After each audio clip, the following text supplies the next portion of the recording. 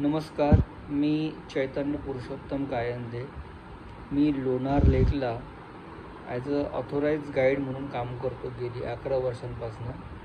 आणि मला एक प्रॉब्लेम यायला लागला आहे खूप हल्ली आता, की लोक मला ॲडव्हान्स बुक करतात आधी, 1 महिना आधी किंवा 2 महिने आधी.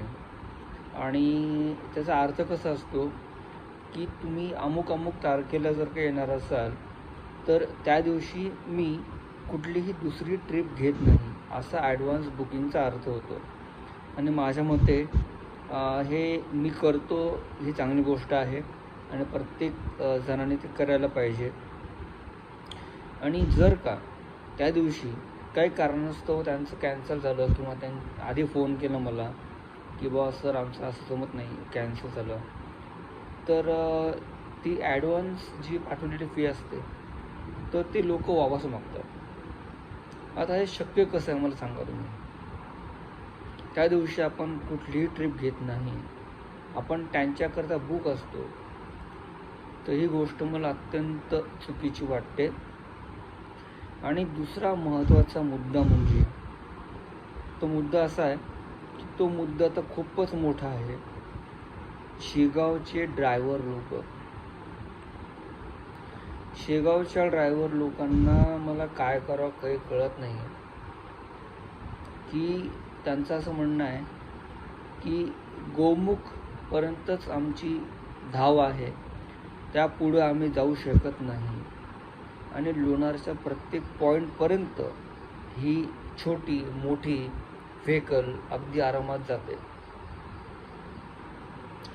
आणि ते गाईड करू देत नाही.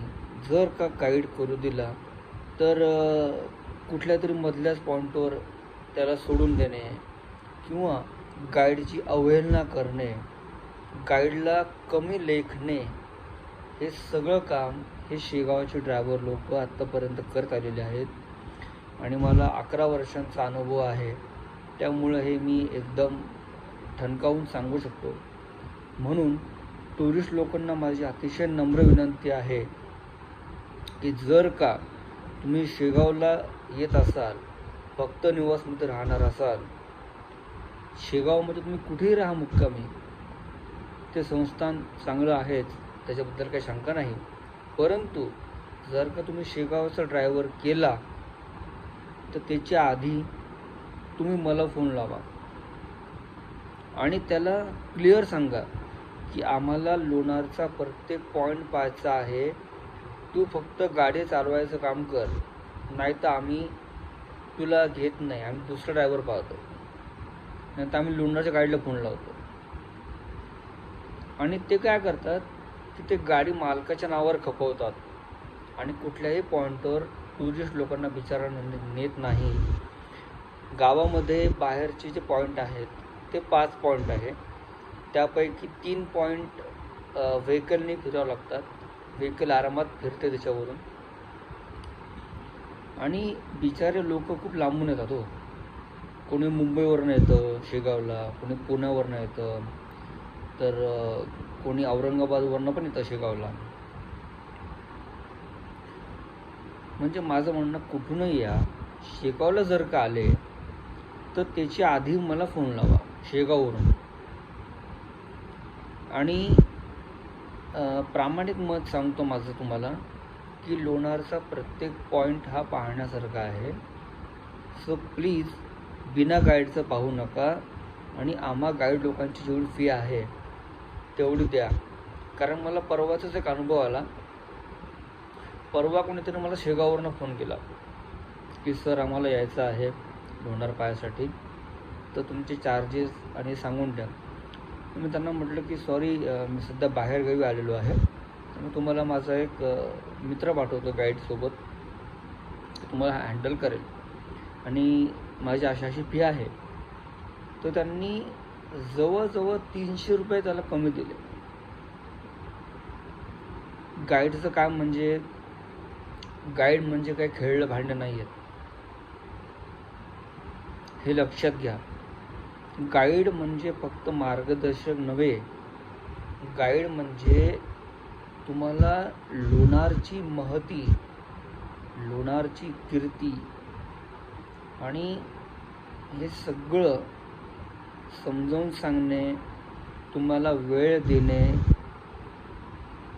तुमच्या कलाकलाने घेणे, हे गाईडचं काम आहे माहिती देण्याच्या व्यतिरिक्त, आणि जे की मी करतो.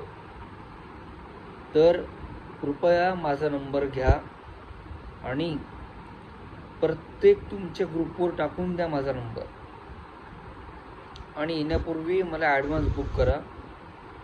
माझा नंबर आहे 88 88 26 49 34. माझी स्वतःची वेबसाईटसुद्धा आहे lunarlakeguide.com. तुम्ही मला ट्रिप ॲडवायझरवर रिव्ह्यू टाकू शकता, रेटिंग टाकू शकता. त्यानंतर तुम्ही मला जस्ट डायलला पण फॉलो करू शकता. लुनार लेक गाईड या नावाची माझी प्रोफाईल आहे तिथे. आणि कसं असतं की गाईड करणं हे चांगलं लक्षण आहे. पैशाकडे पाहू नका. गाईड हा किती महत्त्वाचा आहे आणि लोणारचा इतिहास हा खरा जर ऐकून घ्यायचा असेल तर गाईड केल्याशिवाय लोणारला येऊ नका. आणि त्याचप्रमाणे माझं यूट्यूब चॅनल पण आहे, त्याचं नाव आहे लोणार लेक. त्यालाही फॉलो करा, सबस्क्राईब करा, आणि यायच्या आधी मला कृपया फोन करा. जय हिंद, जय महाराष्ट्र. Thank you so much.